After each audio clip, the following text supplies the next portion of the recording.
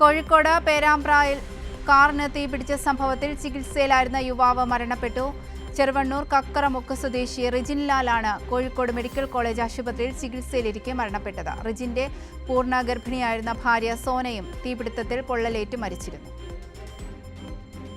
ഗർഭിണിയായ ഭാര്യ മരിച്ച സംഭവത്തിൽ ഗുരുതരമായി പൊള്ളലേറ്റ് ചികിത്സയിലിരുന്ന ഭർത്താവാണ് മരണത്തിന് കീഴടങ്ങിയിരിക്കുന്നത്. ചെറുവണ്ണൂർ കക്കറമുക്ക് സ്വദേശി റിജിൻ ലാലാണ് കോഴിക്കോട് മെഡിക്കൽ കോളേജ് ആശുപത്രിയിൽ ചികിത്സയിലിരിക്കെ മരണപ്പെട്ടത്.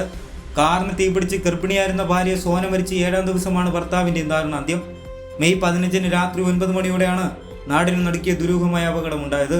പൂർണ്ണ ഗർഭിണിയായിരുന്ന സോന സംഭവ സ്ഥലത്ത് തന്നെ കാറിനുള്ളിൽ പൊള്ളലേറ്റ് മരിക്കുകയായിരുന്നു.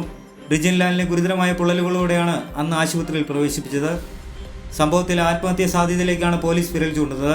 മരണപ്പെട്ട സോന സംഭവ ദിവസമായ മെയ് 15 പേരാമ്പ്രയിലെ ഒരു പെട്രോൾ പമ്പിൽ നിന്നും ക്യാനിൽ പെട്രോൾ വാങ്ങുന്നതിന്റെ CCTV ദൃശ്യങ്ങൾ പോലീസിന് ലഭിച്ചിരുന്നു. ഫോറൻസിക് പരിശോധനയിൽ തീ പിടിച്ചത് ഷോർട്ട് സർക്യൂട്ട് മൂലമല്ലെന്ന് വ്യക്തമാവുകയും ചെയ്തു. വാങ്ങിയ പെട്രോൾ കാറിനുള്ളിൽ ഒഴിച്ച് തീ കൊളുത്തി ആത്മഹത്യ ചെയ്തതാകാമെന്ന നിഗമനത്തിലാണ് നിലവിൽ പോലീസ് എത്തി നിൽക്കുന്നത്. എന്നാൽ സംഭവത്തിൽ ദുരൂഹതയുണ്ടെന്ന ആരോപണവുമായി സോനയുടെ കുടുംബവും രംഗത്തെത്തിയിട്ടുണ്ട്.